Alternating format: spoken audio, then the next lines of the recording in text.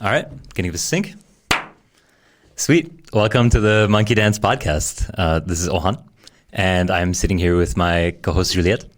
Hi everyone, I'm Juliette Vazard. I am a postdoc at the philosophy department at CEU. Right on. And Juliette was our guest on episode 20, and we have Phyllis on as a guest today. Hi everyone, my name is Phyllis Pearson, and I am also a postdoc here at CEU on the Knowledge and Crisis project. Right on. And we're just going to throw it to you immediately, Phyllis. Do you want to tell us who you are and what you do? Sure. So I work in epistemology, so that's the philosophy of knowledge. So I'm really interested in how we get knowledge and our epistemic practices. And I guess I'm especially interested in the kind of ethical demands on us while we seek knowledge. Right. The ethical demands on an individual as they gather information. Yeah. Or I guess even more broadly than that, the various factors that can impact how we go about seeking information. Okay, right on. And is it the act of processing itself, or is it just who we gather information from, how we behave in contexts? I mean, my interests are pretty broad. In principle, I'm kind of interested in everything. But I guess so far, I'm really interested in the individual's agency in this process, even though, of course, they're subject to all kinds of forces that kind of constrain that agency. So when we believe something, there's this puzzle that philosophers are interested in, because there's a sense in which what we believe feels like it's up to us. We think really hard about whether we should believe something, at least sometimes. We decide what to believe. And then, as a society, we hold people responsible for their beliefs. So if someone believes something that we think is kind of, maybe morally wrong, or even just kind of like silly or irresponsible, or, a leap from the evidence, we kind of sanction them in various ways. So that also is a tell that there's a sense in which we're maybe kind of in control of what we believe, or at least we have agency here. But on the other hand, it does sort of seem like belief is kind of involuntary. So if I'm presented with enough evidence, I can't really not believe the thing that the evidence is suggesting. And that's probably easiest to see with like perceptual beliefs. So if you ask me to, not believe that we're in a podcast studio, or to believe that we're, somewhere else, like I can't just do that at will. So there's a sense in which we're, agential with respect to these processes, and then there's another sense in which we're not. So I'm interested in, that puzzle, and then more broadly, like the various factors that, either constrain our agency or promote our agency. Can you give us a few examples, like concrete cases of phenomena in which this puzzle comes to view? Let me see. Like, if we're thinking about factors that constrain our agency in various ways, being subject to like misleading information, kind of constrains this process. So we're going to get, it seems like we still choose to believe in these cases, and yet our agency has definitely been kind of compromised by this misleading information. And I guess one thing my work is doing is, I guess I'm still trying to bring out how we still do have quite a bit of agency in these cases, even if we are being kind of impacted in ways that mean we can't get at the truth. It seems like a lot of work in philosophy really wants to highlight just kind of how constrained we are, and I think there's important reasons they've done that. But when we look at the normative questions, like, should we hold someone responsible for their beliefs? I think that we are still responsible in these cases, even when we're kind of being subject to a bunch of difficult epistemic forces. That's what I was gonna ask. Does that you're trying to emphasize this agency in the midst of such a, especially today, hostile epistemic environment with all the noise of information in which we're drowning. Does that mean you're trying to also emphasize how we're still responsible and we need to hold each other accountable and like we have no excuse in a way? Yeah, exactly that. That's exactly the thing I'm kind of interested in. It both that we kind of have no excuse, but also like what kind of emphasizing our agency kind of means normatively for which theories we go in for. So, for example, there are a lot of theories that like normative theories, so theories about what we should believe, whether we should believe something, that, they put such an emphasis on truth that they really end up saying, if you're being deceived by something, there's kind of no sense in which you should be believing the thing that your misleading evidence is pointing you towards. And I think the reason they say that is because the truth is really important and we want to get at the truth and, what really is... you might think, what's the purpose of belief if it's not kind of putting us correctly in contact with the world? So yeah, that's a very dominant picture these days, and I see why. But I guess I think that some of these theories that put such an emphasis on the truth end up being kind of disrespectful and patronizing in not kind of holding people responsible for what they do believe when they are deceived. So yeah, I think someone can be deceived about, they're being given a bunch of misleading evidence. And so there's a sense in which they should go along with that. It kind of fits, they're following, they seem rational. They're following kind of all the rules of good thinking that are intuitive to us and not just intuitive to us, but the ones that we kind of really do think that people should follow. They're all of their evidence is pointing to something, and they're not just kind of uncritical about that. They're being critical, and yet still they're kind of trapped in this deceptive web. I want to say people, really are fulfilling their obligations by going along with that, and we should hold them responsible for that, and we should acknowledge that in our theory because it's kind of there's something disrespectful about these theories that don't do that say, those people are just kind of failing at at belief. Yeah. I guess agency ends up being such a push and pull, right, of how we define it. And I think responsibility ends up being so complicated. And I guess the term that I usually think of as accountability, just holding people accountable, responsibility, some kind of network. Right. Right. And I guess when it comes to beliefs, it's so much of, like you said, the environment that we're in. And then there's also this, this interesting thing of you can deny the fact that we're, recording a podcast right now, right? Which would be an interesting thing to try to deny because there's some element of what we could colloquially call truth there. But then when it comes to something more abstract, which is kind of the domain of all things interesting when it comes to truth, I take a very deflationary account. And there are some things that I believe very strongly that I would say it would be very difficult to, in fact, overturn my belief. Right. However, I would say that the truth behind that belief is sort of absent of content. If I try to claim that there is a truth there, I would say that I very strongly believe this and I would cite evidence, but I wouldn't say that it's true because of the evidence that I'm citing.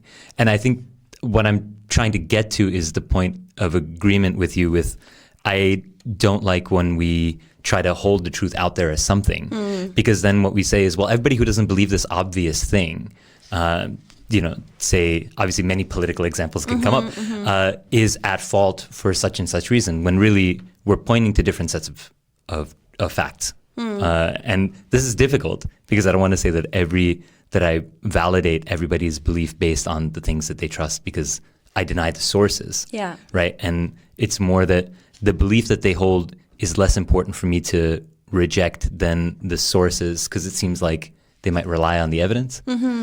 I guess because I work on beliefs so much and I see so much of people trying to target individual beliefs with facts towards that belief itself, it seems like the bigger barriers to the change in belief are understanding what the underlying structures are there that are propping it up.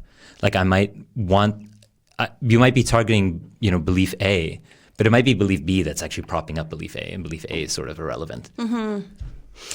Yeah, a lot of that resonates with me. So a lot of the theories that I'm concerned to critique, One reason I find them really like normatively unsatisfying is that they don't have a lot to say about how we should actually go about changing our beliefs. So like in philosophy, we like to use the term action guiding. They're not action guiding. What they're really good at doing is just sorting between people who have done it correctly, and they've given the conditions of why you get kind of a check mark for having done it correctly, and people who've not done it correctly. But that's kind of like where it stops. And there isn't a lot that they can kind of say about how to, kind of improve. And so that's something that I find challenging about these theories. Because just imagine, and here's why they kind of are limited. At least some theories think that if you don't kind of eventually get to the truth, there's really kind of nothing that you're doing right. There's no kind of, you kind of couldn't improve, because to improve would be to get to the truth. And if that's for some reason off the table, then so is improvement.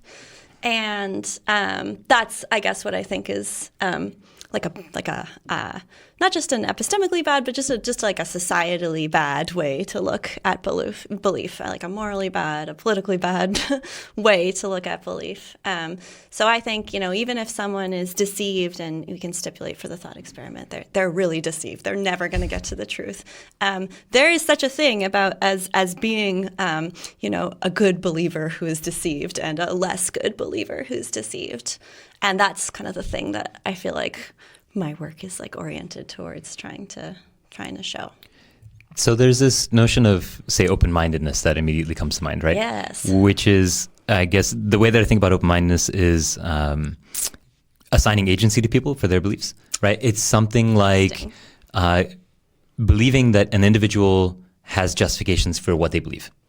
And whether or not you agree with those justifications is, I think, the interesting thing to have to debate with the person about. Yeah. But believing that they have the justifications is really important. Yes. Even if what they believe to you is vile, actually accepting that they might have those justifications, I think, is open-mindedness in itself, not for their beliefs, but for them as an individual, as an agent. Yes, you are totally speaking my language here. So I'm so thrilled to hear you say that that's what you think open-mindedness is. Okay, cool.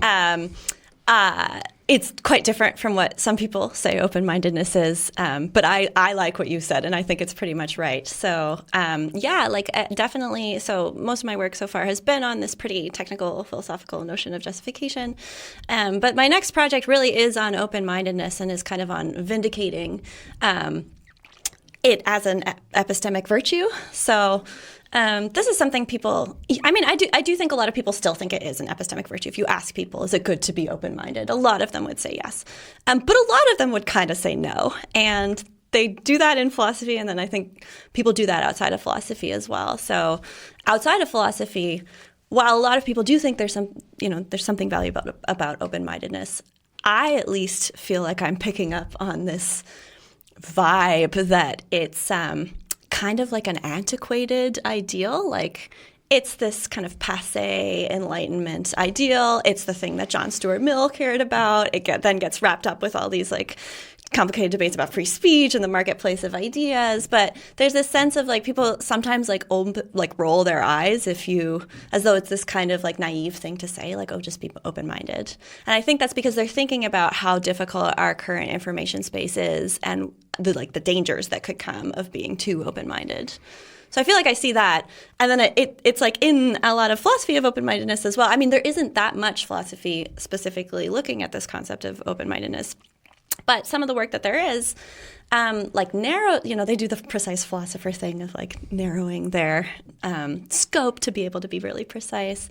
And the account of open-mindedness you get is, at least in some people's work, like Jeremy Fantle, you get this idea that what it is to be open-minded is to be willing to so the object of open-mindedness is arguments. And what it is to be open-minded is to be willing to reduce your confidence when you're presented with an argument whose flaw you cannot detect. And if that's your starting notion of open-mindedness, then he stresses the danger of being open-minded because you could be presented with like a very misleading argument that you think is, you're kind of like, you don't have the skills to like see where the argument is going wrong, but it actually is going wrong. And you know that. So you get this conclusion that seems like it must be wrong. And he's saying, if you actually know that the conclusion is wrong, there's a sense in which you shouldn't be open-minded, because it's only going to bring you down. Like, you started off correct, and by being open-minded, you're going to kind of demote yourself. So, I mean, he's very careful, and he doesn't think that we should just never, believe the conclusions of arguments. Of course, he's really interested in misleading arguments and licensing this impulse to kind of not go along with their conclusion. And I think that's like a really important point to make. But I guess I think that when I think of open-mindedness, I think of it as something much broader. So yeah, I mean, I love what you said about open-mindedness. I'm trying to think about exactly how to define this term, and this is like a project that I'm just starting, but I'm noticing that like it gets defined really differently in different fields. So yeah, we get this like very narrow definition from some philosophers. There's like the intuitive sense, which I think is pretty much what you spoke to. In some psychological literature, you even get people talking about open-mindedness as quite related to empathy.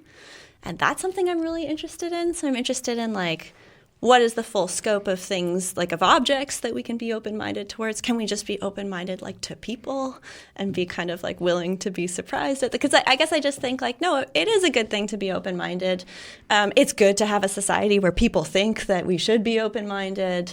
But I don't think that means that anytime you get presented with an argument with like an absurd conclusion or like, I think some people are especially interested in like the pretty morally pernicious conclusions that you can maybe get misled to believing because you're given some argument that you can't see the flaw of. No, I do think like there's a place for trusting our instincts and not just going along with any argument. But I would hate for that fact to make us think that there's kind of that there isn't something kind of necessarily valuable about open-mindedness. I feel like it's. I react poorly to thinking it has this kind of contingent status of a virtue where it's good to be open-minded if you're like correct and going to continue to be correct, but it's bad to be open-minded if you start off correct and go down or something like that. So am I right to think I know you're at the beginning of this project, but just for a little bit of a teaser, do you have the intuition that maybe the proper object of open-mindedness is not arguments, but rather people? I like this idea. I think the challenge to it is like that maybe that's too revisionary of a way to think about open-mindedness, like it's too unspecific or something, and maybe you then just are talking about empathy or something like that. But yeah, I'll tell you the idea I really like. So there's this idea from Peter Strawson's work on this distinction between taking the participant stance towards someone and taking the objective stance. So to take the objective stance to someone is to kind of, I think it's called the objective stance because you're kind of objectifying someone. You're treating them like an object. He says you're treating them like a kind of thing to be managed. Whereas taking the participant stance towards someone is to treat someone as a participant in like human relationships, like a member of your community. For him, this is really bound up with our certain reactive attitudes, how we react to one another. So he thinks that some reactions require taking someone as a participant, and he's especially interested in things like responsibility and blame. There's a story about whether that full story he's sketching actually works for something like blame, but I think this distinction is something really real. Like there's certain times where we see someone as like something to be managed, and other times where we treat them in this participant stance way, this stance that's really that acknowledges their agency and doesn't kind of treat them as an object. And that's not to say the objective stance is like always bad. Sometimes it's super appropriate. Like I actually think that we do this quite a lot when we teach, right? We're interested in like a certain outcome and we're like kind of measuring whether that's being achieved. And of course, other parts of teaching definitely require taking the participant stance, but there's a sense in which like sometimes you are kind of managing other people, and that's totally fine. It's not like taking the objective stance is always morally bad or something. But there just is something very valuable about the participant stance, and there's times when it's called for. It does seem to involve or require at least a certain kind of empathy that would be defined as trying to understand how the person came to their belief and what happened to them and how they have, and also an acknowledgement just that they have, no question, exercised their epistemic agency on the way there, which connects nicely to what you're interested in. So this is exactly like the argument that I'm trying to build. So I find it very intuitive that to the sense that I find this distinction meaningful and I feel like I have a grip on it. Taking the participant stance towards someone, I think, requires being a certain kind of open-minded. And I think it's exactly what you say. It's open-minded to, like, how I sometimes put it is like, that you can learn something from someone, that you can learn like why they believe the thing that they do. And to me, that's just learning about their justification. So this is how I see these things as all connected. I think justification is really important to epistemic agency, or justification is really important to both epistemic agency and open-mindedness. So that you said that in kind of canvassing what to you is the intuitive understanding of open-mindedness is very reassuring to me. Those are how these kind of various topics I'm connected to me are related. Yeah, that makes a lot of sense, because belief change is sort of at the core of a lot of my empirical work. So I deal with concepts like openness and how cognitive scientists deal with openness versus how psychologists deal with openness, and they do end up being quite different. Yeah. And one of the interesting things for me is always when I'm discussing open-mindedness is, I mean, we can just sort of, I'm thinking out loud here, but one of the concerns is always conflating it too much with empathy.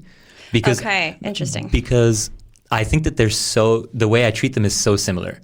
And in my mind, I feel like I haven't teased apart what the usefulness is of open-mindedness as a term separate from how I might, say, carry empathy or load into empathy as like a broader sort of suitcase word that everything's kind of thrown into. Because I think that this perspective taking of another individual is also definitionally how we might describe empathy from a cognitive science standpoint. Right? It's the automatic perspective taking. And some people who say are lower on empathy don't automatically take the perspective of others, even if they have the capacity to. And if they lack the capacity to entirely, then say they're probably on an autistic spectrum. And so you have this interesting gradient of capacity to take perspective, the automaticity of it as well. So then comes the question again of open-mindedness.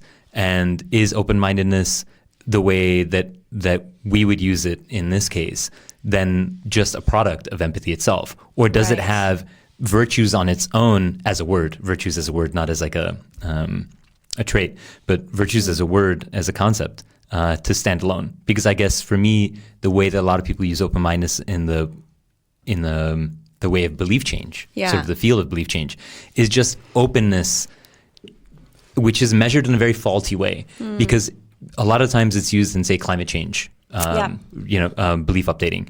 And when you look at climate change literature, they judge people's open-mindedness based on how much they update their beliefs in the direction of accepting anthropogenic climate change in the face of evidence, which is an interesting thing for me, because you have to already be somewhat amenable to change in that direction to then take that evidence. And so that's not really open-mindedness, because what you're doing is saying, I'm taking the low-hanging fruit of people who would believe in climate change and giving them the evidence, and now they believe more in climate change. But that's not really open-mindedness, right? If you give somebody like, I'm going to make assumptions about your beliefs as well, but if you give somebody like us beliefs about climate change, like, I'm not going to change my views about climate change just because I listen to somebody who thinks that it's not, impacted by humans, that the climate's not impacted by humans, or that climate doesn't exist.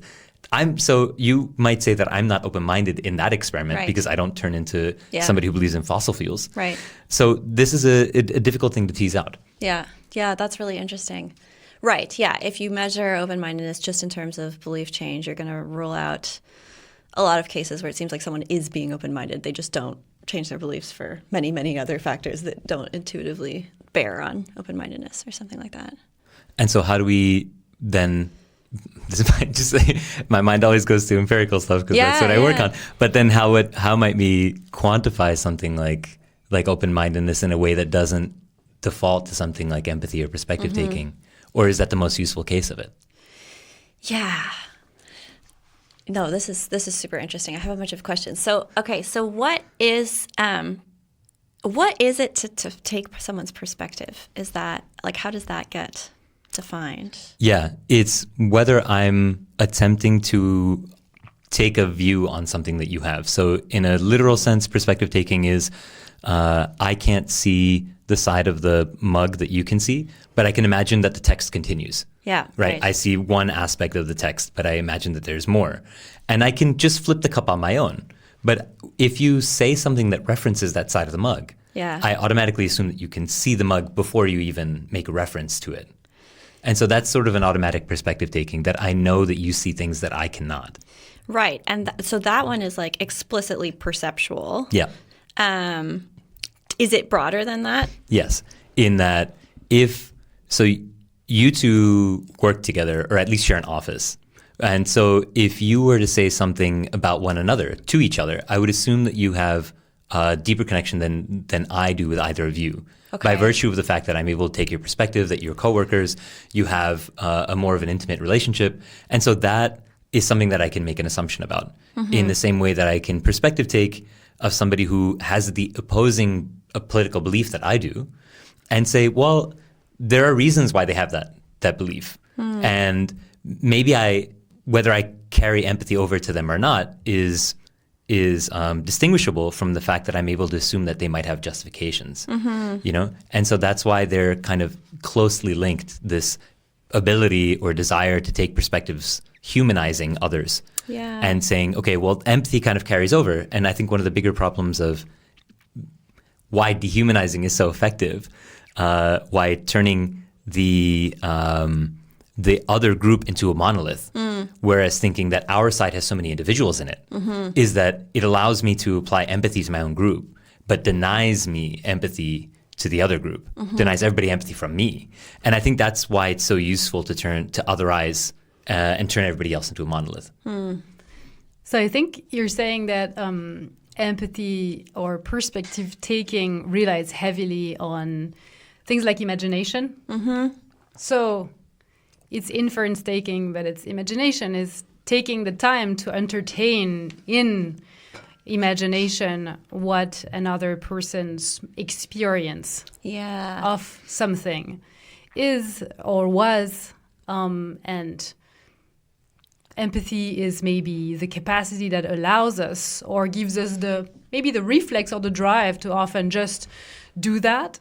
But then there are several reasons that get in the way. We have resistance sometimes to doing that, although we're most of the time naturally drawn to doing that with other people when we want to understand.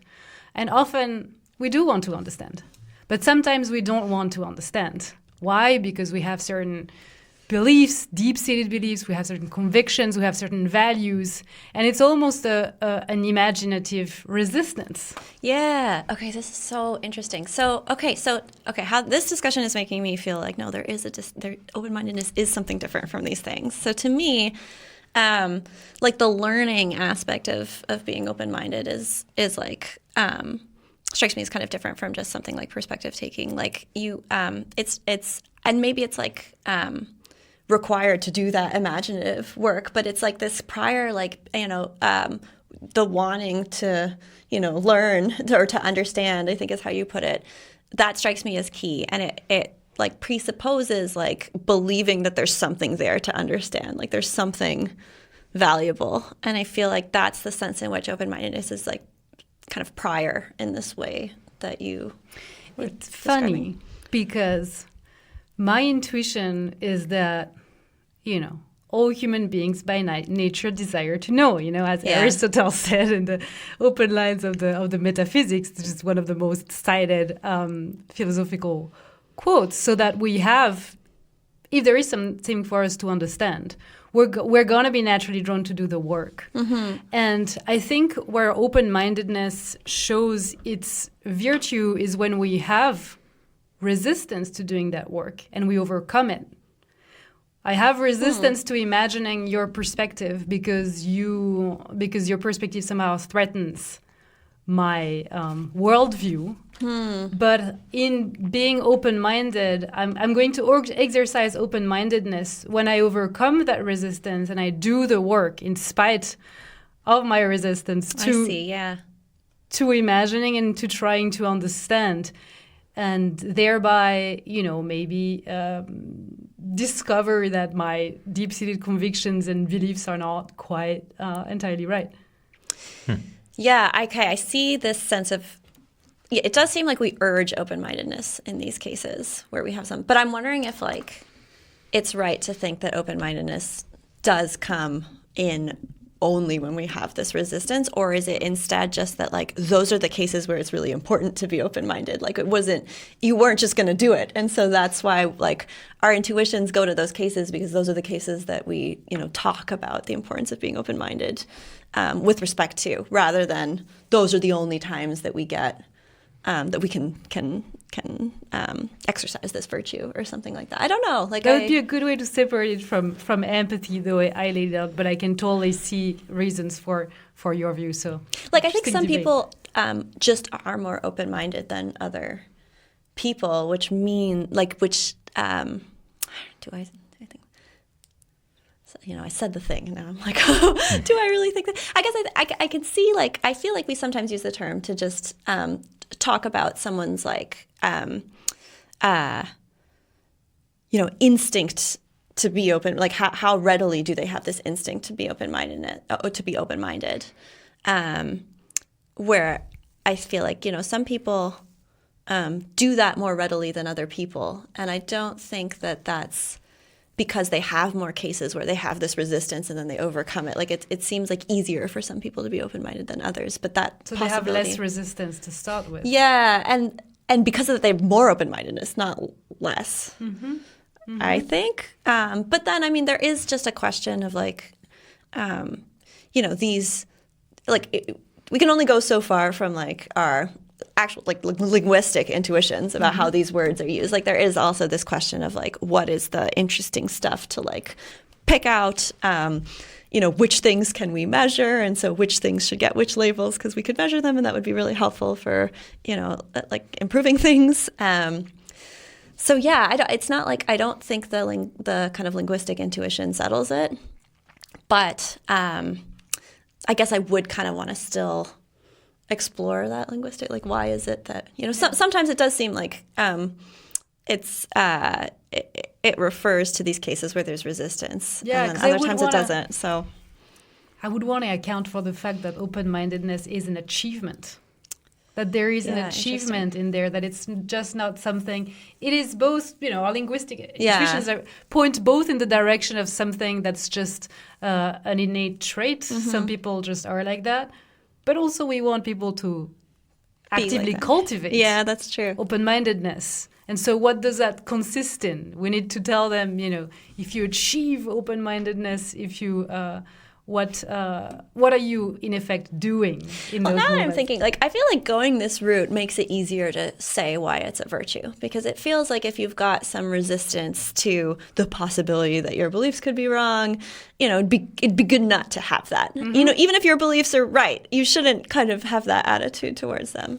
Virtue is not something that you easily walk into, no? I don't know. I feel like there's a route here that might just be right. So for some reason, I have some resistance, and maybe I'm not being open-minded enough to it.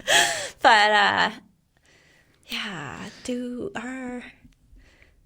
are all achievements kind of things that are kind of difficult or involve overcoming something? That's an interesting thing. To be continued. Mm-hmm. So I think we touched on a couple of interesting things. One is that people, obviously cognitive scientists define cognition in many different ways. For me, nuance is the pinnacle of what cognition can do, right? It's that it takes binary reactions to things and adds complexity, right? And I think that this is a really important function. And something about how you were describing open-mindedness, Juliette, kind of gets me towards this notion of nuance and the work, the cognitive effort to actually get there. And maybe, so again, open-mindedness sort of falls flat to me as something like when I think about, say, the virtues that people might have when they're open-minded, I feel like there are two types of people start to emerge in my mind. One are people who are very empathetic, and the other are the people who are very curious. And I think that these are maybe two aspects of open-mindedness that are distinguishable, and they might coincide. Yeah, that's right? interesting. But I think that there's a curiosity towards information as such, which can be done without empathy. Sometimes it can be done in a very cold and calculating way. Yeah. But it can lead to open-mindedness. Open-mindedness can be a product of curiosity. And you can have empathy, which isn't necessarily that curious. I know a lot of empathetic people who are open-minded to people's perspective, but they don't really have too much curiosity about their justifications. They just want to say, well, that's an interesting thing, because they don't want anybody to feel, say, slighted in a way. And so maybe it's the open-mindedness has different flavors. Yeah. And we just call this category of curiosity in some domain and empathy in some domain as an emerging from them. Yeah, that's really interesting. Like, yeah, I'm interested in open-mindedness, and I think there's something here, but that's not to say that thing couldn't be like a composite thing made up of several other, sometimes it's curiosity, sometimes it's empathy, sometimes it's, that would be interesting. Because I don't work on empathy at all, but emotions that play into the work that I do because of curiosity. And I think there are people who even call curiosity an emotion, which I don't agree with. But I don't know if you two have worked on curiosity much, but it's an interesting sort of thing, because I think that there are affective reactions that people experience to states where they receive information which they were searching for. And I think that there's something like the relationship that I have to information which you can describe as curiosity from the outside. But when we are doing it with another individual, when we are engaging in curiosity with another individual about one another, then I think that there are more complicated emotions at play. Things like empathy has to play a role, but then also we're open-minded about what they might say. And maybe there's a willingness there to accept, I guess it comes back to agency again, of ascribing agency to the person as to the fact that they might have justifications for what they say. Yeah, this is interesting. I mean, I don't work on curiosity, but I glanced at Juliette because I know you work on emotion, and you might have thoughts. Yeah, I just to stay on I don't think curiosity is an emotion either. I think it's more of a desire. But to stay on the topic of how curiosity plays into open-mindedness, I see what you mean, how we use the term in this way sometimes. But I think, at least for the deep epistemic virtue that we're interested in, I have a strong intuition that open-mindedness has to be something difficult for us to do. It's the time where, you don't have yourself an intrinsic desire, an interest in looking at something, in looking at an idea. You don't want, you'd rather, not consider it. But then you do it anyway. Why? Because you're open-minded. Because you're willing to expand, to open your mind, to expand your mind in ways that you maybe wouldn't naturally desire. Curiosity is your own selfish, intrinsic desire towards certain questions just for the sake of you just have an interest in them, and you just want to know the answer to that question. So it's an intrinsic motivation, not for the sake, of for the sake of knowing something, but not instrumentally. Open-mindedness is you don't want to look to me. You don't want to consider an idea, but you do it anyway because you know that perhaps as a fellow human being, you have to consider this other person's perspective, and it's a matter of decency and coherence, and for your own. Yeah. How do you? Yeah. Okay. I still have like a slightly different intuition from you. I think, however, I'm being open-minded, and when I'm getting more in the spirit of this, because I guess you could think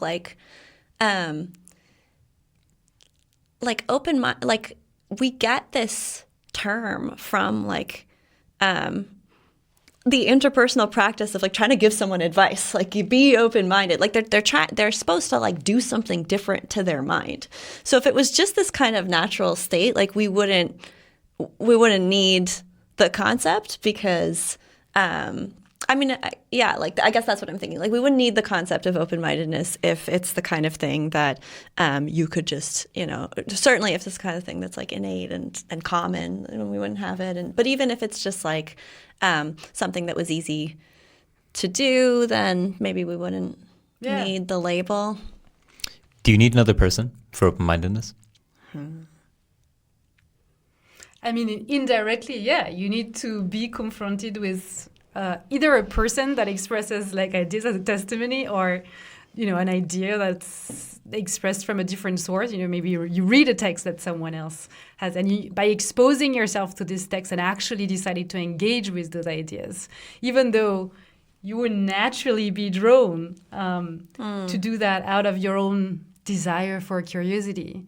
You're open-minded when you nonetheless decide to expose yourself, even though this idea is not in line, maybe it enters in conflict with your own convictions and beliefs. So then what's the goal? How would you define the goal as different from being curious? So if I'm engaging with a text because I'm curious, I have an intrinsic motivation, I agree, to satisfy an information gain desire, right? But then if I'm engaging with the text, so do I need strong beliefs to the contrary in order for it to be open-mindedness? So I could read the same book. I could read the autobiography of somebody. And if I'm just curious, if I don't have strong beliefs about the individual, is it curiosity? But if I have strong beliefs against the individual's purpose in life, is it then open-mindedness?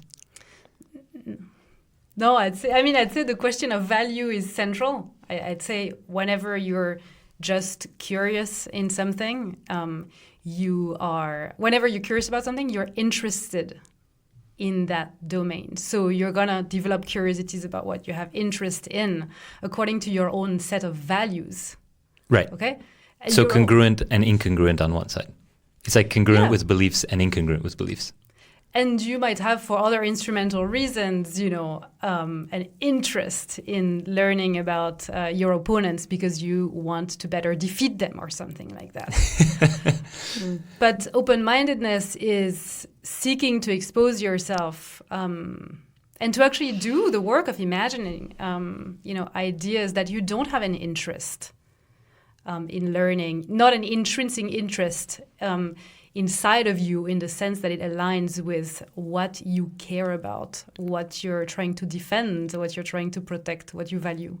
And so would you be doing this to, as a way to reach empathy with another person? Or would you be doing this to make yourself better? Is it still intrinsic? Is it, I should be open-minded, I am an open-minded, virtuous person, so I'm doing this thing?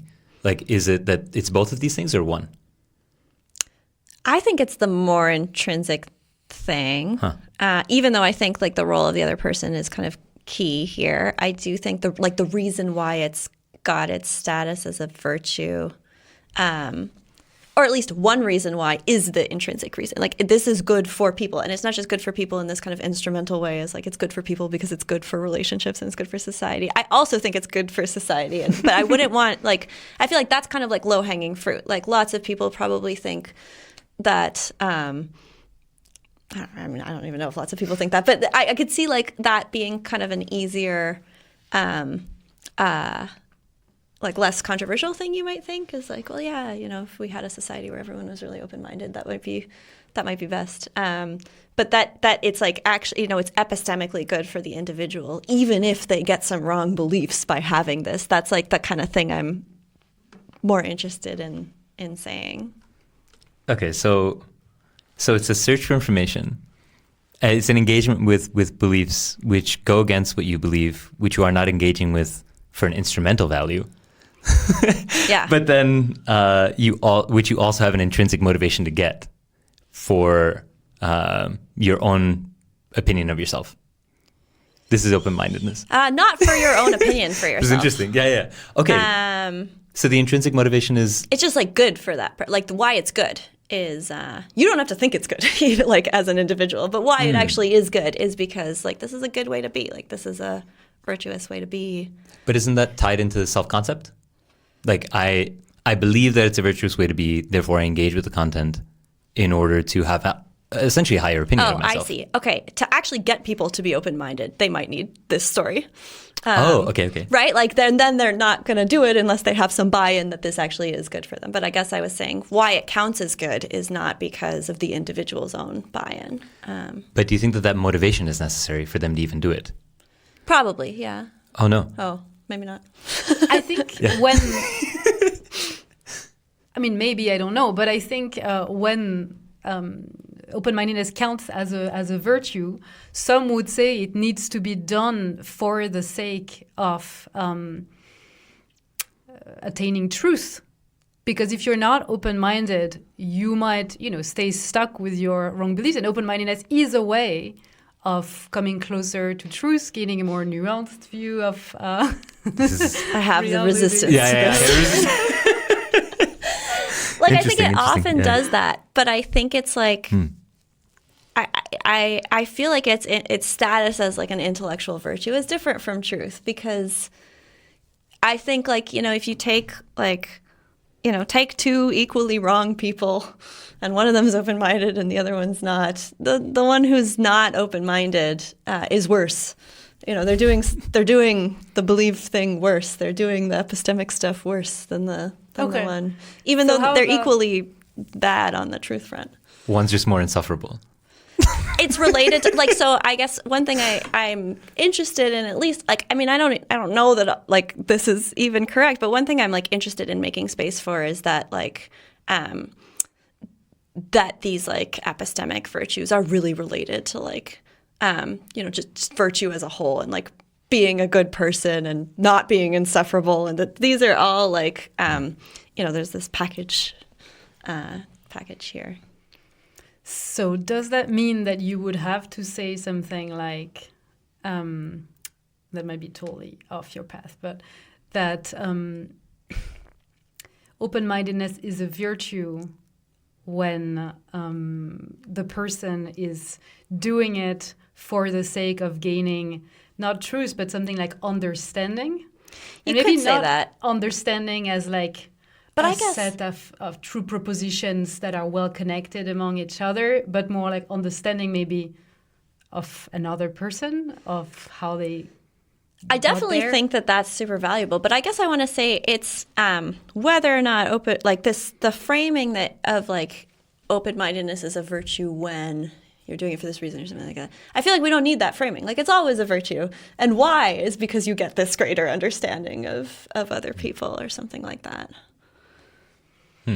Okay, I think so. Understanding still plays a role in the value of open-mindedness, but as a consequence. You don't need to have that as an intention in order for definitely it to be virtuous. that. I mean, I feel like I still don't know which concepts are the ones we should definitely be using here. Understanding is also one of these how is understanding different from knowledge, and why when do we use understanding rather than knowledge? I don't know which are the right epistemic puzzle pieces here, but certainly our intuitive grasp of understanding is playing the role that you said. Yeah, it's not it's a consequence, but it's not the thing that kind of makes it valuable. Okay. Yeah, it's an interesting take. I think. So if I can shift gears a little, we can bring it back in whatever direction we want. But my introduction to your work was kind of through some work that you've done on gaslighting. Yeah, right. We can or cannot focus on. I think one interesting thing to kind of bring in that's relevant to this discussion is what is it when two people then come together? And how do they impact each other's sort of epistemic access? Yes. Right? And their attribution of agency to one another is really important. You and I might call that something like empathy, right? But then there's also domains in which, or circumstances in which somebody might try to deny the agency of another, or even extract or remove or rob somebody of their feeling of agency. Mm-hmm. So maybe you could talk a little bit about that.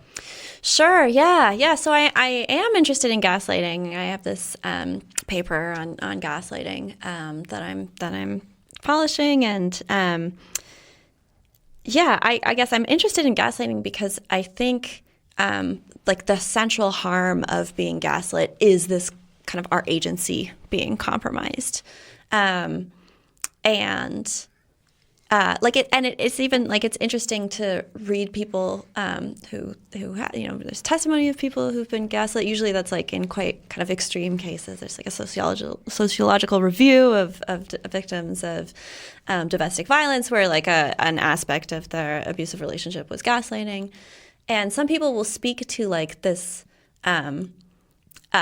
kind of paradoxical relationship it has to agency, because on the one hand, it's definitely something that was being done to them. It's part of the abuse and they see that now. But on the other hand, there's like this sense in which it kind of requires your buy-in to go along with, like you're kind of doing it to yourself at least a little bit. You're kind of thinking yourself into being gaslit. That's the only sense in which, you're kind of doing it to yourself a little bit. You're like kind of, you're thinking yourself into this kind of state of radical doubt. And yeah, it's this interpersonal thing, though. I do think people can kind of gaslight themselves. I think they're kind of imagining another person when they do that. They're just kind of they have some sort of interlocutor when they're doing this. But yeah, I guess I think when I was thinking about gaslighting, what was kind of interesting about it to me is that it seems to be really related to this thing that I think is really important that we do of like justifying our perspective. And I was really struck by how gaslighting seems to happen like in the context of debate, in the context of like argument and reason giving. So yeah, like I proposed this account of gaslighting. There's this, in the philosophical work on gaslighting, which is aimed at kind of understanding the specific kind of manipulation that it is. People go all these different ways. Some people talk about the intentions of the gaslighter, like it's gaslighting whenever you have this very specific, particular intention to manipulate someone in this way that requires getting them to doubt themselves. Other people talk about the kind of social structures that gaslighting fits into, and they give a story that on which like kind of the main explanatory role has to do with that. You're gaslighting someone when you're kind of leveraging these harmful stereotypes that are associated with them in some way.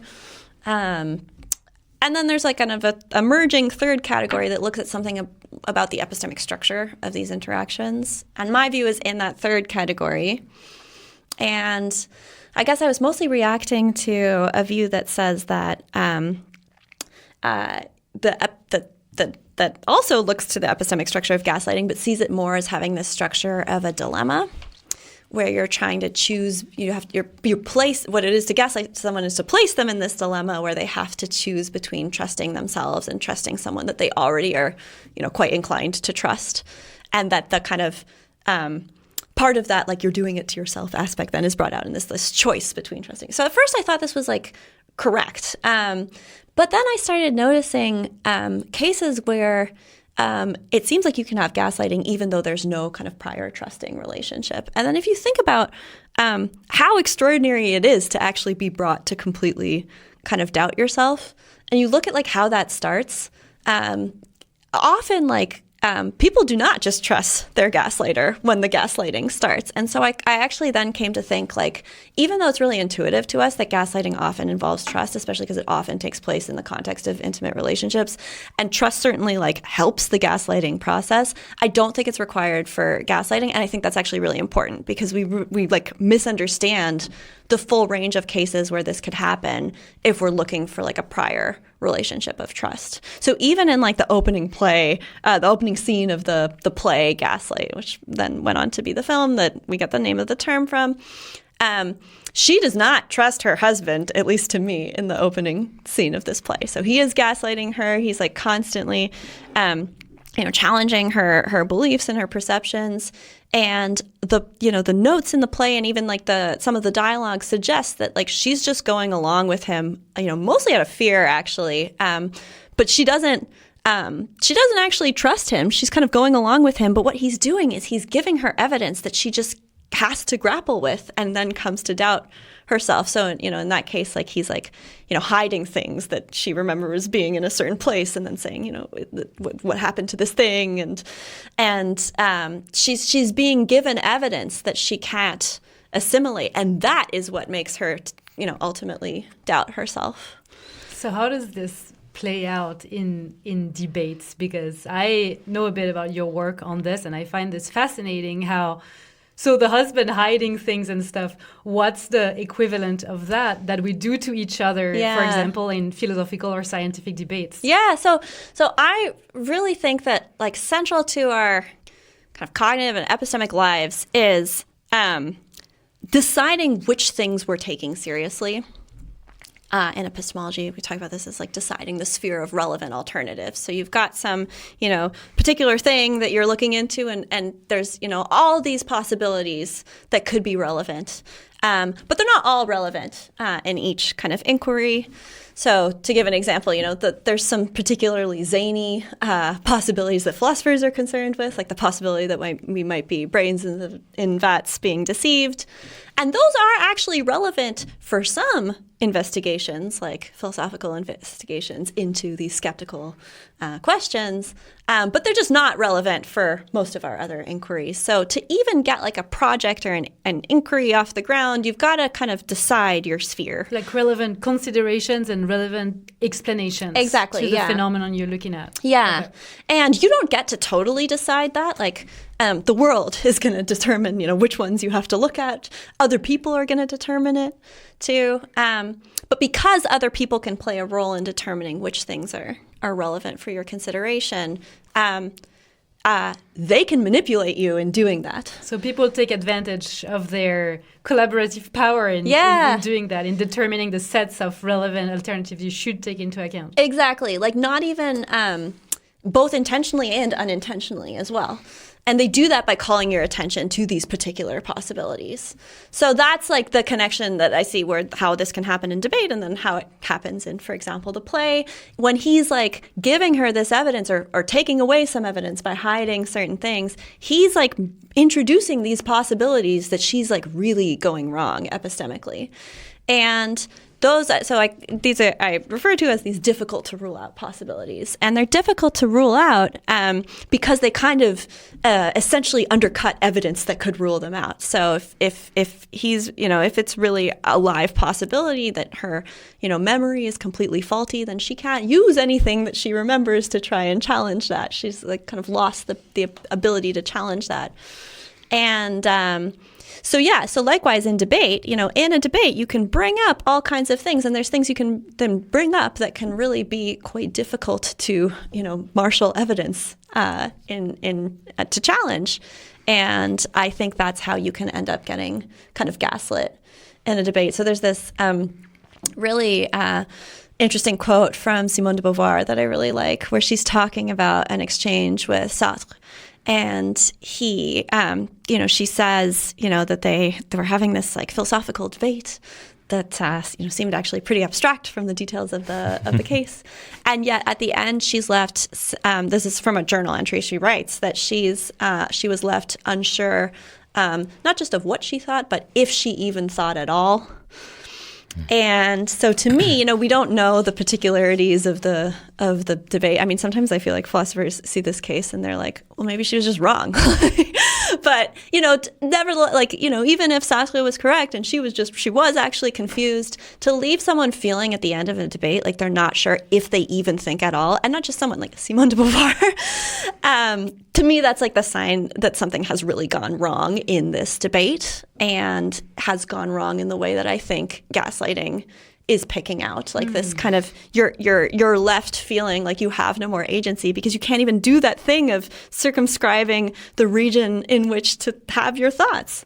Because when everyone in the game that is the debate plays according to the rules of the game, meaning they take whatever you gave them as like, this is what we're interested in. This is the phenomenon as it is circumscribed. That's what we're interested in. And will you help me figure out within this delineated domain? And they don't do that. Yeah. So when they do that, when everyone plays according to the rule of the game, the conclusion maybe, as the conclusion maybe is like, oh yeah, I was wrong. Yeah. But that's not what she's No, she says, I don't even know if I think. And that's not, that you don't get that just from people, doing this properly. Because she couldn't rule out things that he brought up Yeah. that obviously weren't inside of her domain of inquiry she was interested in. Otherwise, she would have just concluded she was wrong. Yeah.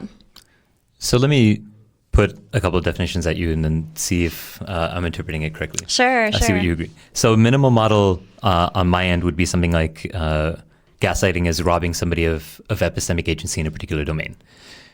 Because I guess one of the things that I see it as, so the space of relevant alternatives is something that I just call the hypothesis space. Okay, Just different terminology, same thing. Yeah. Right. And then if you attempt to enter into somebody's hypothesis space, certain hypotheses which you know that they don't have the ability to rule out, then I think we're talking about the same things, right? Yes. However, I do think you can do that in a way that's not gaslighting. Right. So there's something, right, like you might not have the ability to rule them out either, right? Like, but you could be involved in this kind of cooperative inquiry with them, and that's why you're introducing it. So there's like, Right. whether or not it's gaslighting, I think it is like, and this is like, I want to fill in more details here in future work, but what I say for now is it's the like unjust introduction of difficult to rule out possibilities. And so then, the next question is like, what makes it unjust to do that? That's clearly like where the meat is here.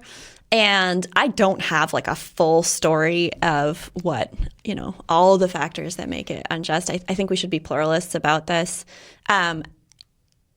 I'm fine with like, using some of the resources from the other theories to flesh out that story as well. So, maybe if you're introducing a difficult to rule out possibility with a particular manipulative intention, that's sufficient to make it unjust.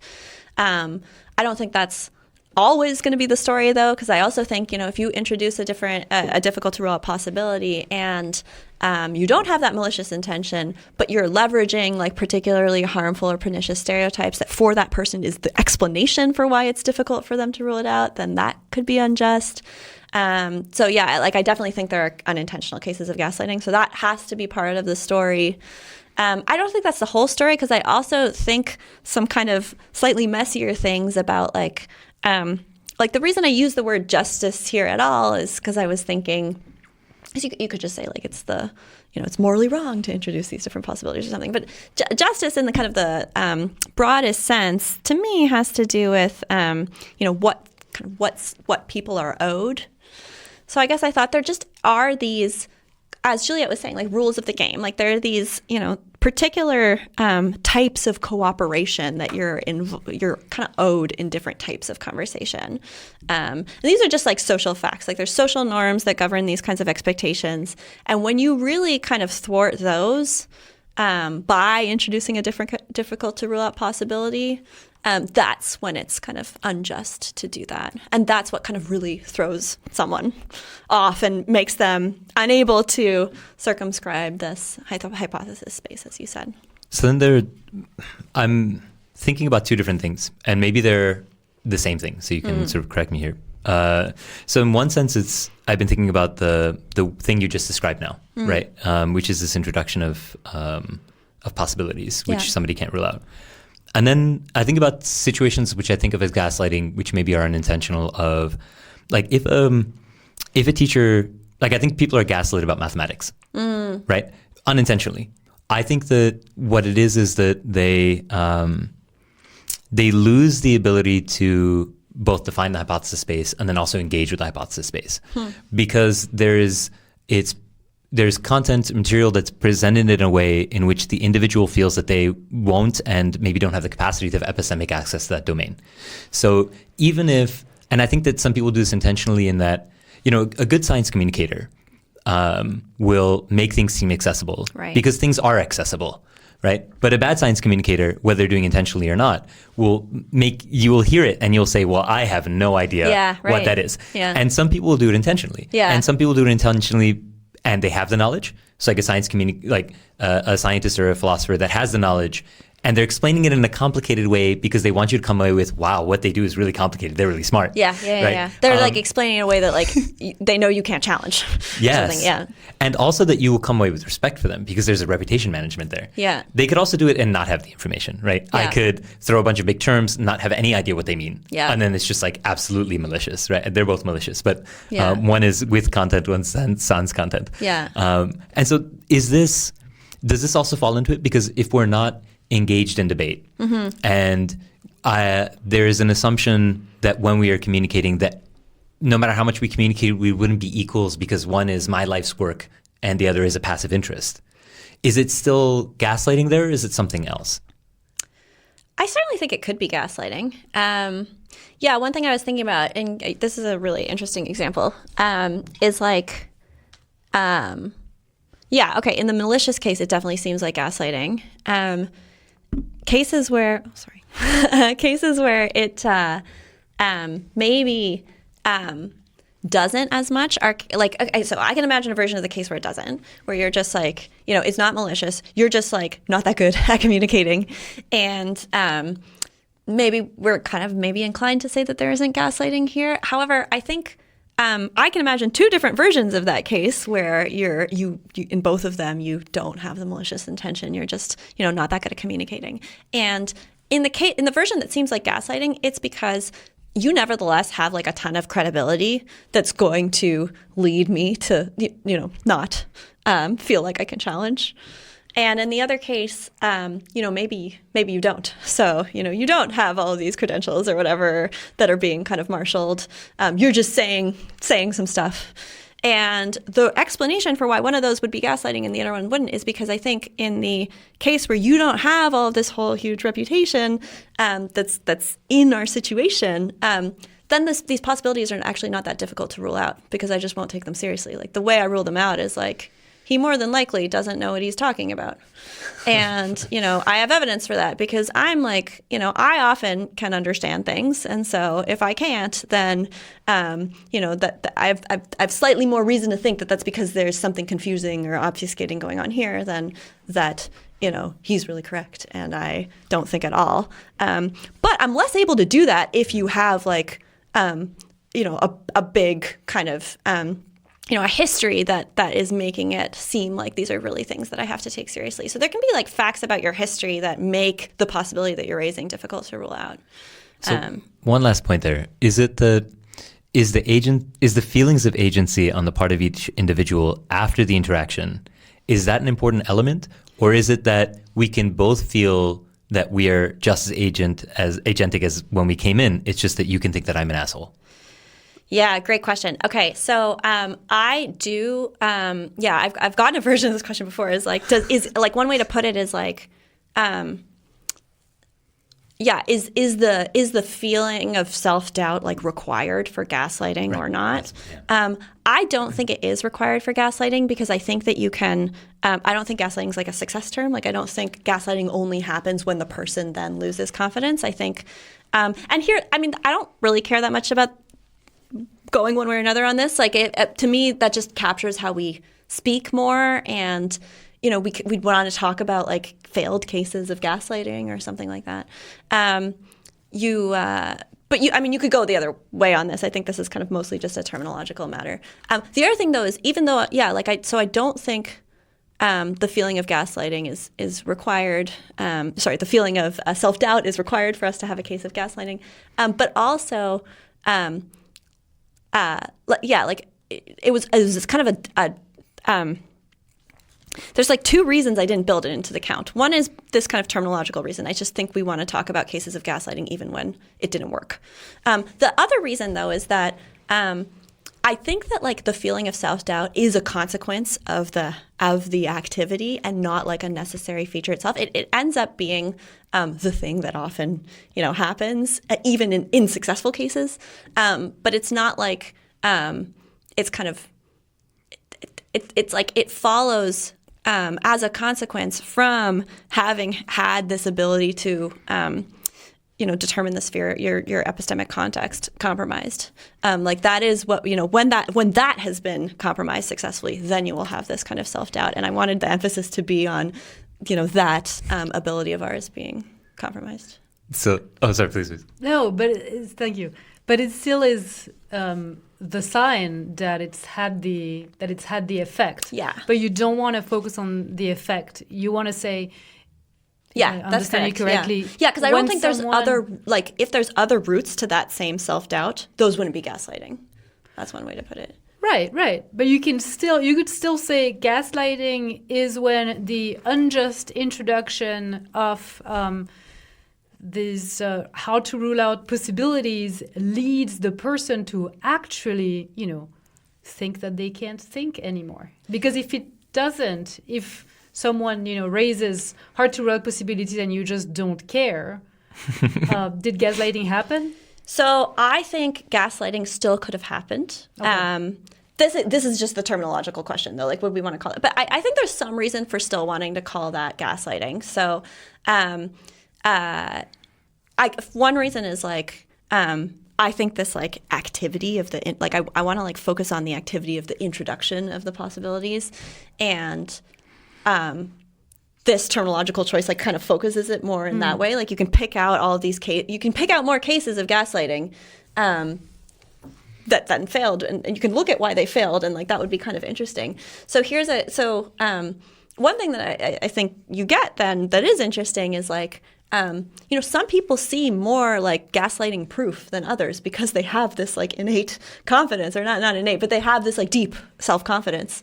And that's like important and interesting to point out. And it doesn't mean people won't try to gaslight them, but it means that it's like less likely to be successful. And then think about someone who has been gaslit a lot and has learned these patterns that previously were successful. I think that person could say like, hey, you're gaslighting me right now. Like, it's not gonna be successful, but they've like actually picked out the thing that's being done.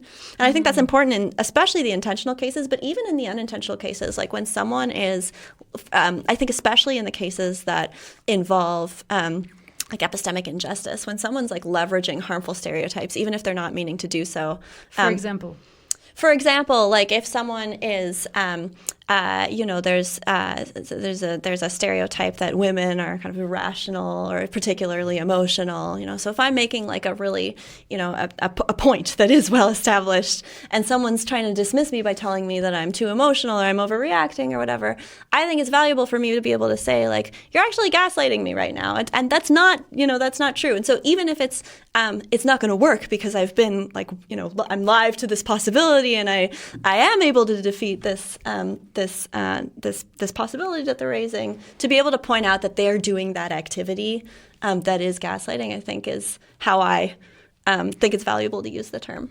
And one of the consequences of your account, if I understand correctly, is that when we do end up adopting these practices of saying, you're gaslighting me, it shouldn't be taken as a criticism of pointing to the person's malicious intention. Correct. Because they might not have had the intention to do that, but we can together observe and point to the fact that you have raised really hard to rule out possibilities in a way that's unjust, that's yet to be determined, what qualifies as an unjust raising of these hard to rule out possibilities.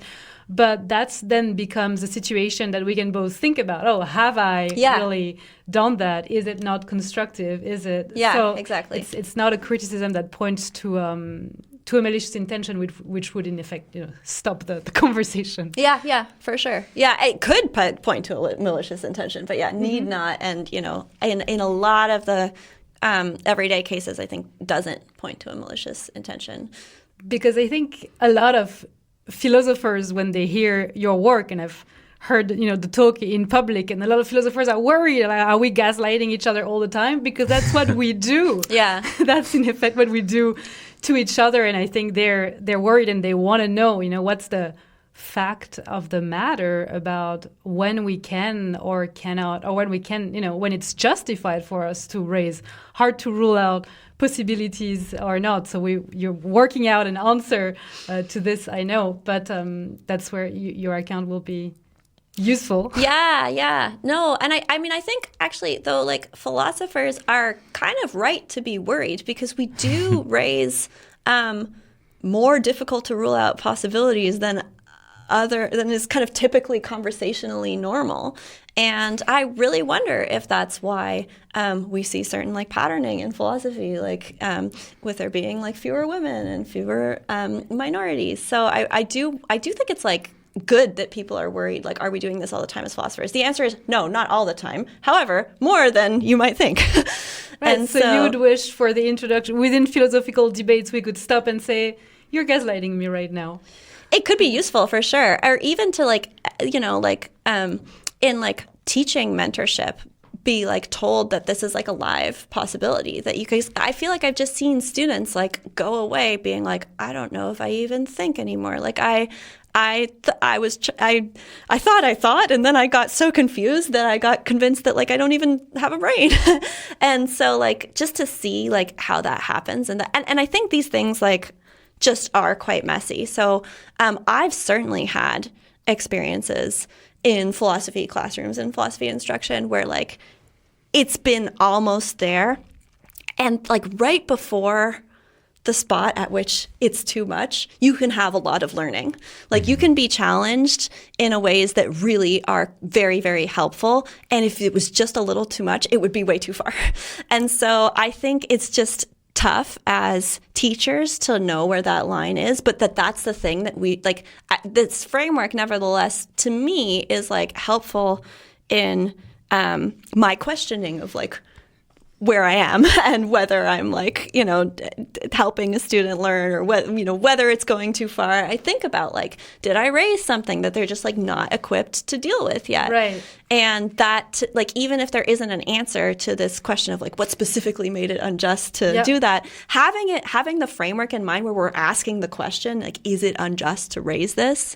I think is helpful. Because in this case, this specific case, unjust needs to, in part, encompass your interlocutors, cognitive capacities and knowledge background. So what are and social they positioning able to and grapple history? with? Yeah, exactly. All of this stuff. Yeah. So it's interesting because then there are two things for me. One is the relevance of the alternatives, and the other is your specific access. Right. Yeah. And it's interesting because like if I bring up a stereotype, I try to leverage a stereotype. It's one could say in some cases it might be relevant, but I'm going to side with it's an irrelevant alternative to say the discussion at hand. If I'm questioning your general faculties, right? Whereas if I say, oh, well, I have access to some information that you don't have access to because, I don't know, like there's some government information and I'm a government worker and I have some security clearance and I have access and I can't tell you about it. And so they're both gaslighting, right? But one is like, I'm proposing an alternative that is relevant evidence, you just don't have access to it. And the other one is I'm trying to undercut the evidence that you're bringing in because I'm undercutting the validity of your specific access. Maybe it's the same thing, but it feels a little different to me. And I guess the other thing, so it's like more of hard to rule out possibilities versus your, incapacity to rule out the alternatives, something like that. Yeah. Okay. This gets very complicated. So, one problem with the word relevant is that it's kind of ambiguous. Yeah. And so like the way I'm thinking about it, and the way there's like some philosophical literature talks about it, is like the sphere of what alternatives are relevant is like determined by us rather than kind of preset. And so then some philosophers have a bunch of like rules that are trying to spell out how we make something relevant for consideration. And some of them are more objective. Like some people say like the actual possibility is always a relevant one because that's what you're inquiring into. So yeah, there's like a debate about like how objective is this set, or like, what kind of factors determine relevance. But what it is kind of popular to say, partly because these theories were aimed at showing how these, spheres of relevant alternatives can shift, is that the ones that are being properly attended to are relevant. So So like in your example, like the stereotype, it could be like not relevant in a real sense. Like it's not actually going to bear on the question. However, if we bring our attention to it, it becomes relevant. We've brought it in this way. And that's how I'm thinking of relevant. It's like the set of the actual stuff that you're taking seriously, even if you kind of ought not take it seriously, because this isn't actually relevant in this more objective sense. It would be how I'm kind of thinking about things, because the sphere of relevant alternatives becomes this thing that is in part subjective. We can rule things in by taking them seriously. So whatever's salient. Yeah, exactly. Yeah.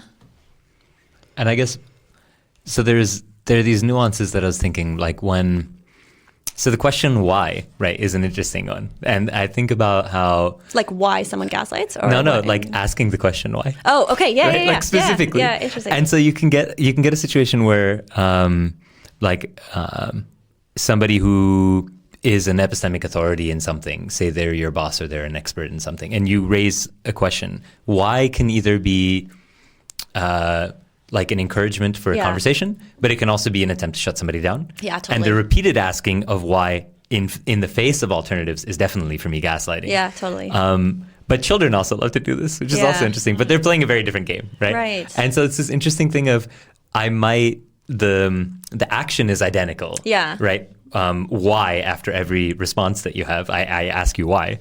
But I don't like ascribing intention, right? Especially because I lean very sort of pragmatic on the behavior side of cognitive science. But it seems like there's something there that when people hear the term gaslighting, there's almost like and I like what you said, that it's not outcome based, that it ought not be placed in self-doubt as like a measure.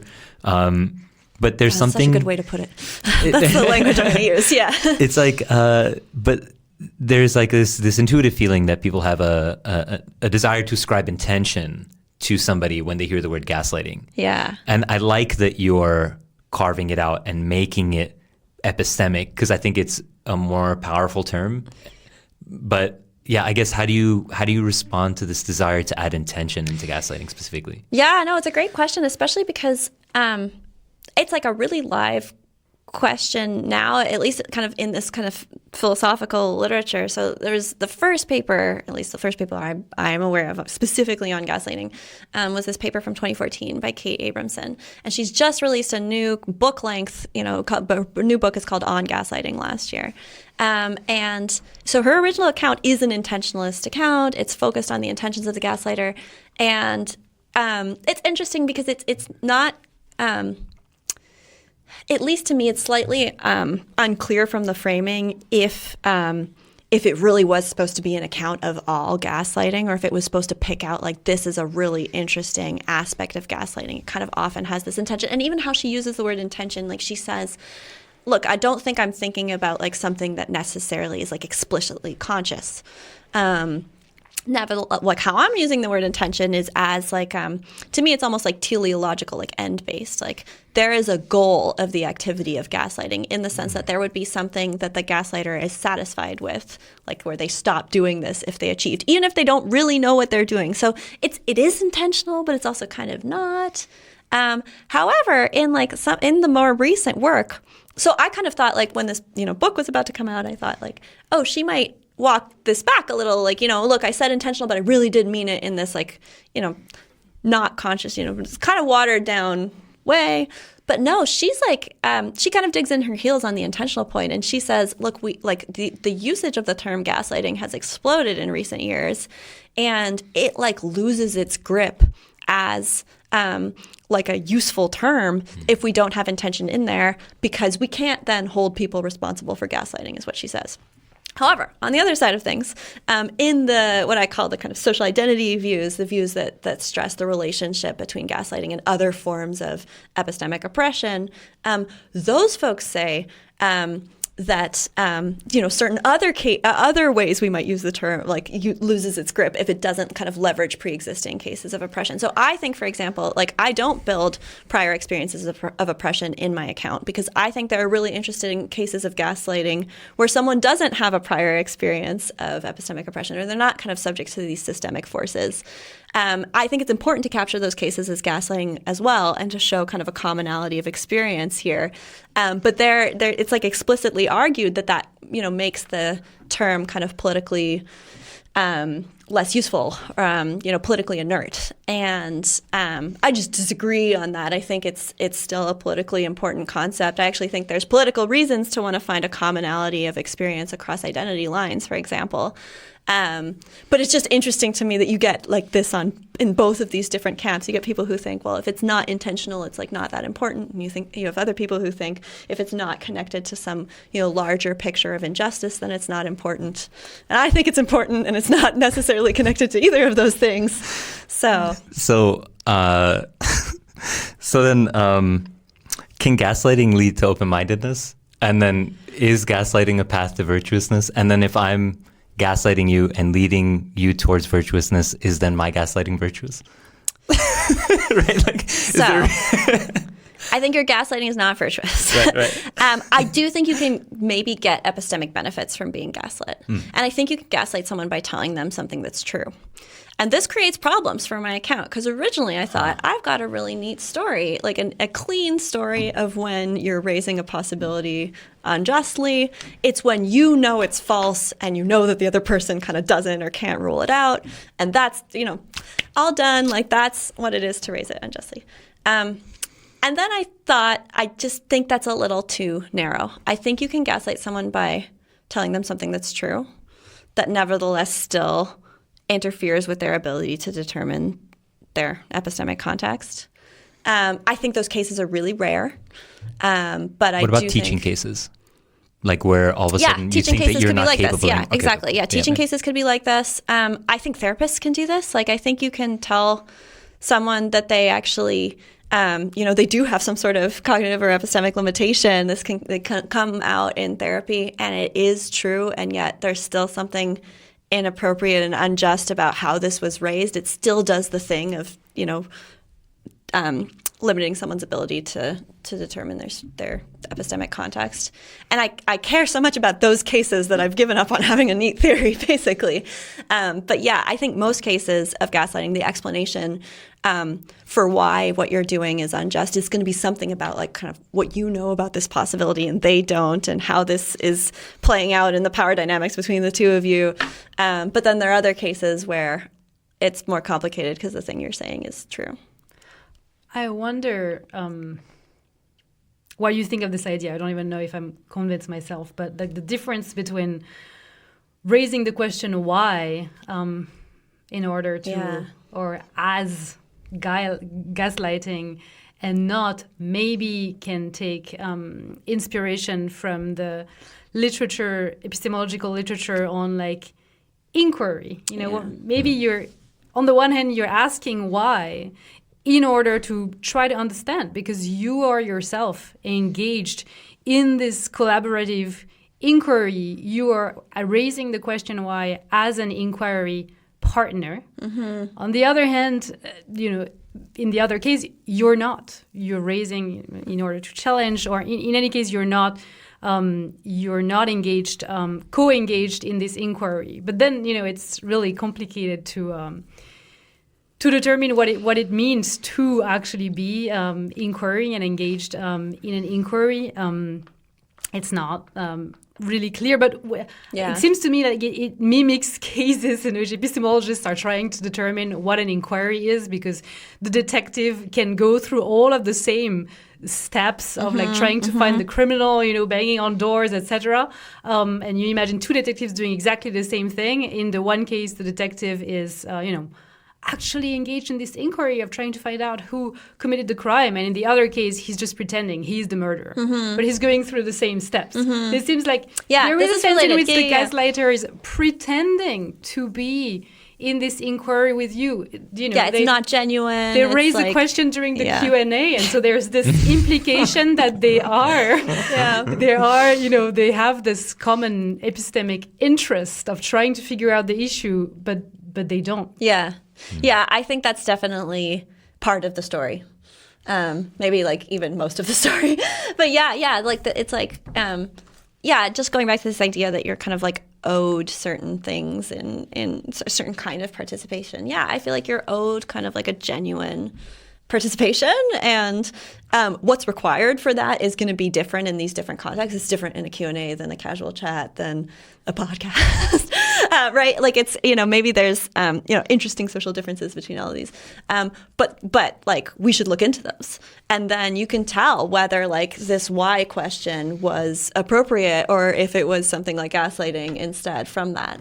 And, facts about who the person is are going to be relevant here. So if it's a child, that is also going to be relevant. So, I mean, it'd be interesting to, like, I like this idea of, like, the asking of why being gaslighting, because I totally know, like, I've seen this before. Like, this definitely happens. And you're right, it doesn't seem to happen maybe ever with children.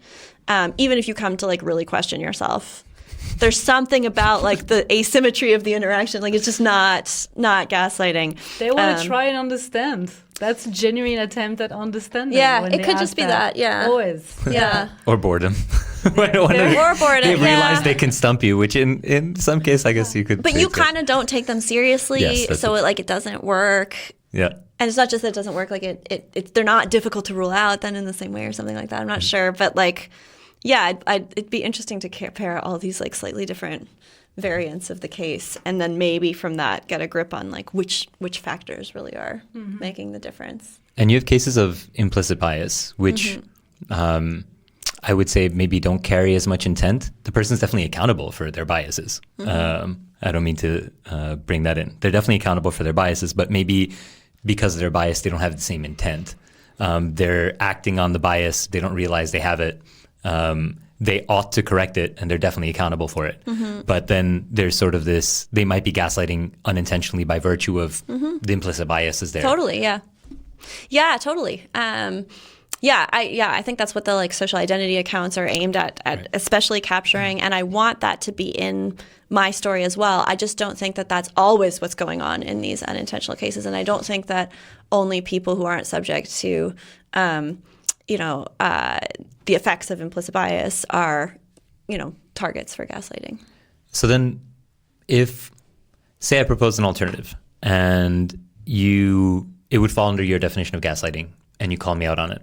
And because you're doing it unjustly? Like that's what you mean by it would fall under your... because I'm raising a possibility that's difficult to rule out. And maybe it's unjust. But you have to do it unjustly for it to count as gaslighting for me. Unjustly, intentionally or unintentionally? Unintentionally is fine. So then if it's unintentional and I lodged a complaint that you're just not being open-minded. Yeah. Now are there for you edge cases? Because to me there's like sort of a big gray area between, my accusation against you of not being open-minded, your accusation of me against gaslighting. Yeah. I think both of these can be phrases that gaslight.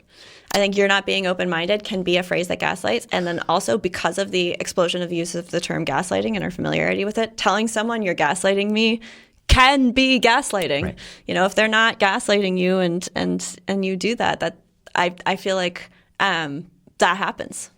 And again, an interesting criteria can be, are you raising this possibility in the spirit of a collaborative inquiry that you see yourself as engaged with together with me? Are we part of the same project? Right. Or not? Right, for sure. Yeah, that's a really good point. Yeah, I guess that's a really good point. And the collaborative spirit, as I guess, which is what you've been pointing to, right? Which is this idea of, is it in good faith? Yeah. Yeah, that's an interesting point. And I guess so if I bring up an alternative that I don't think is worthy of further discussion, but I bring up a point that attempts to end the discussion, does that qualify? Is that kind of what you're thinking? Or shift it at least?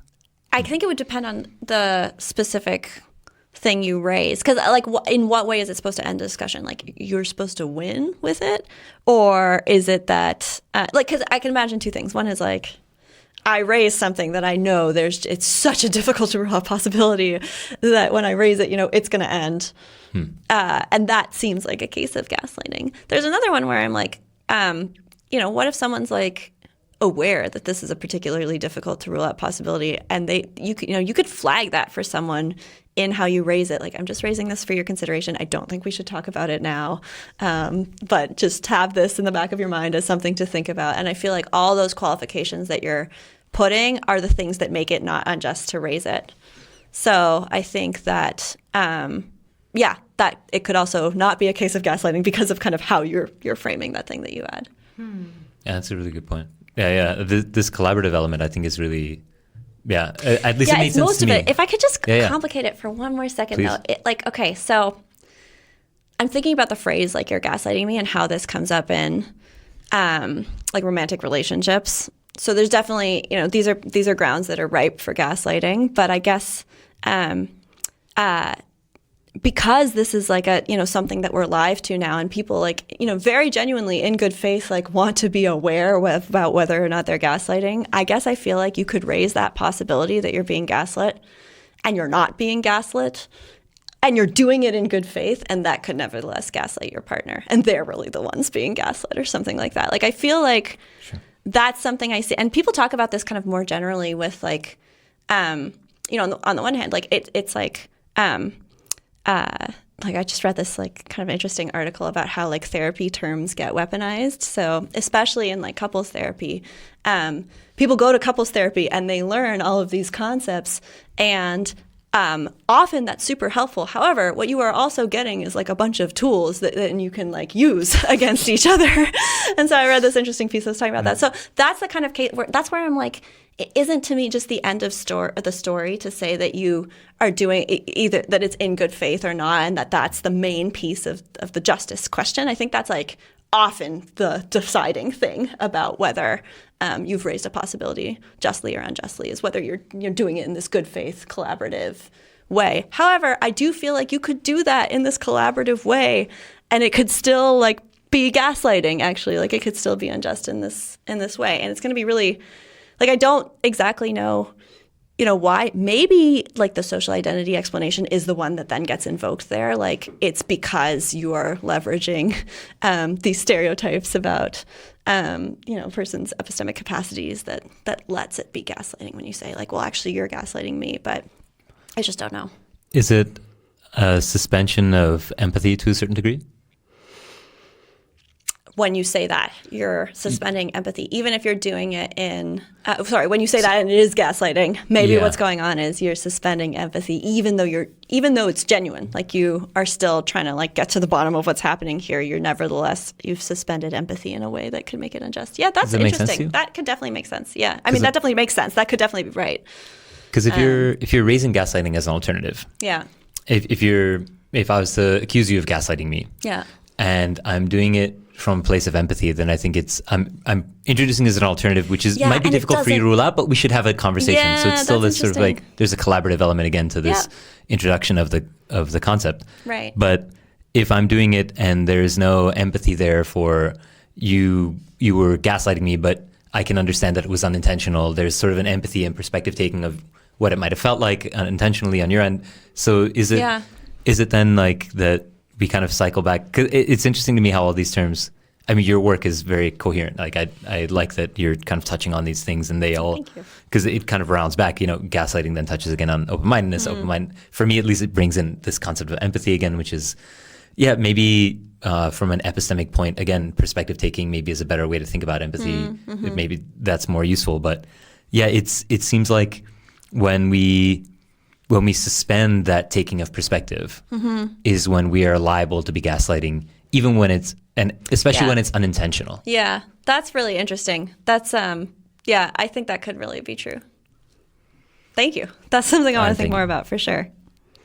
On the epistemic side, maybe we talked about this already, but do you think the discussion you just had just made me wonder, to bring a hard possibility justly, do you need to be ready, even a tiny bit, to be wrong?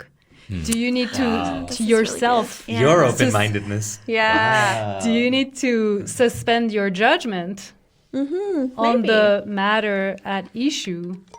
Or, if you're totally convinced and you're engaged in this conversation and there's no way you can even consider that the other person's, the way they're setting up the possibilities is correct. Yeah.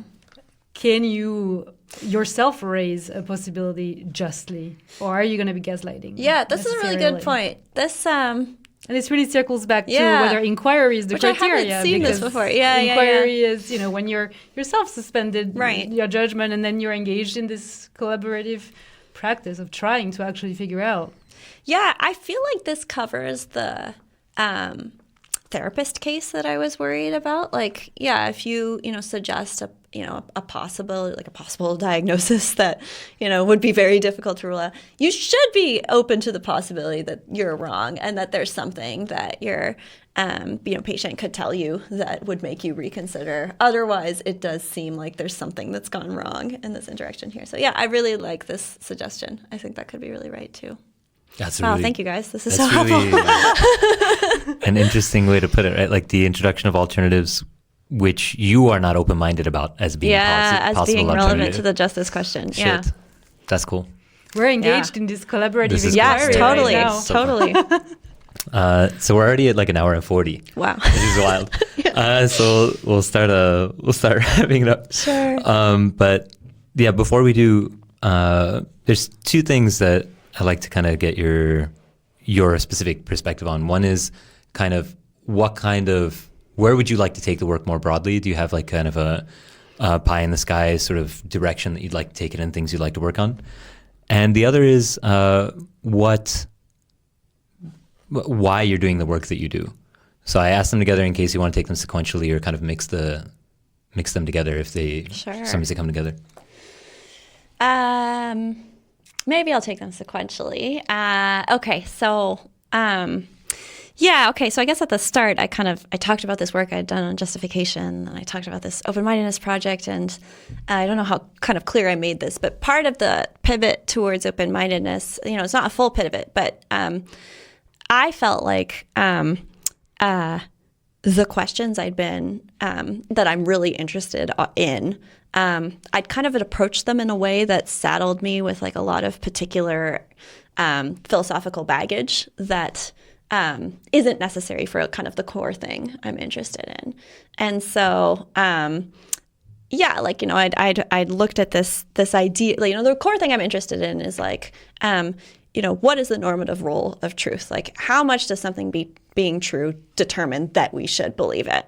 And I approach that in this framework of justification because I think justification is a really interesting concept that's connected to all these things that I also, think are important.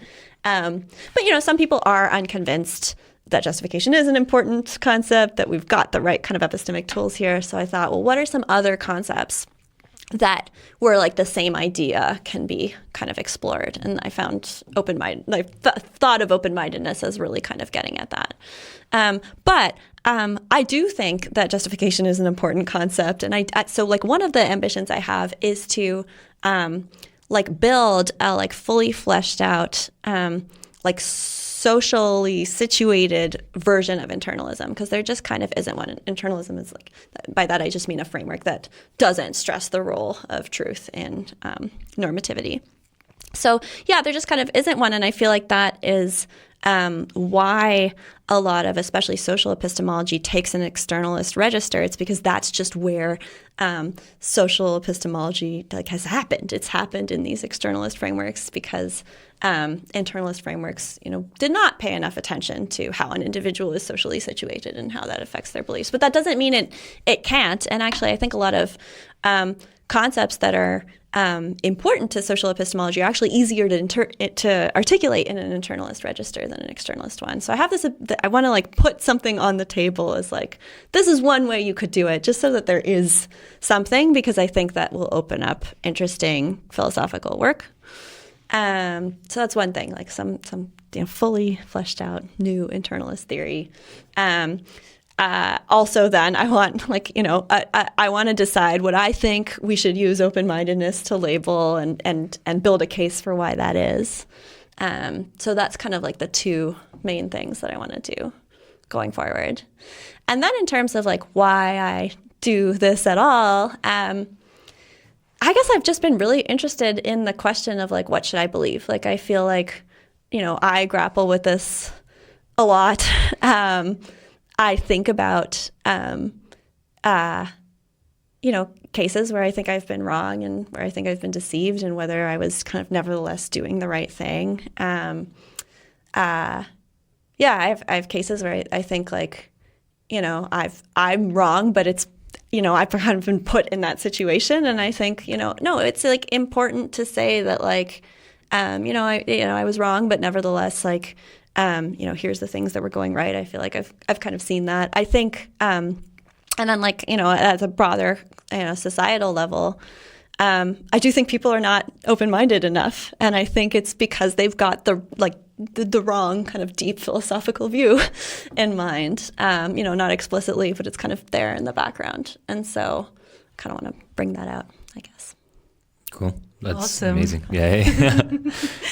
Do you have another question? No, way to go, Phyllis. Yeah, right on. Thank you both. This was so interesting and like really, really helpful. I'm so glad. you. Thank you both so much. Thank you. Thank you.